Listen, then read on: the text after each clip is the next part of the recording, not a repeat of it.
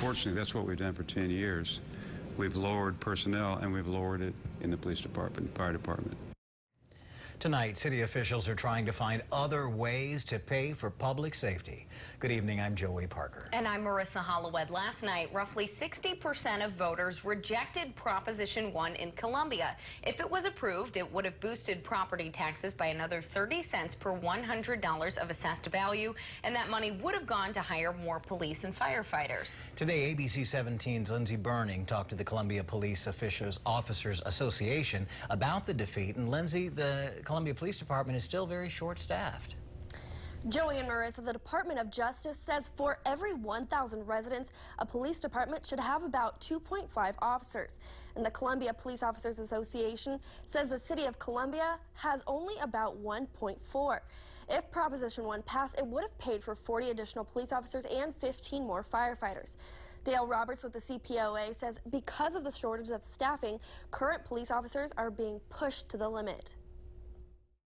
And as a result of that, the officers are working, and this is almost unheard of, they work 12-hour shifts.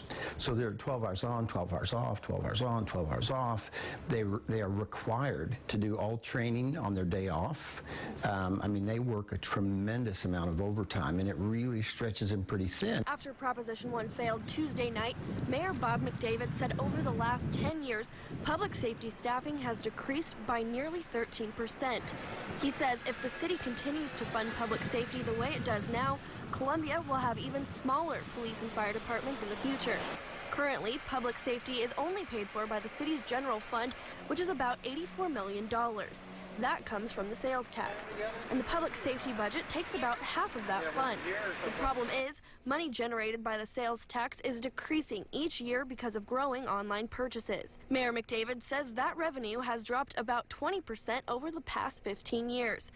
Roberts says the city needs to come up with another way to pay for public safety soon because it is creating a less safe environment. Staffing is so short with the department, it hurts recruiting because people aren't really energized about coming to work for a department where they're going to be working so much overtime. So it makes it hard to recruit.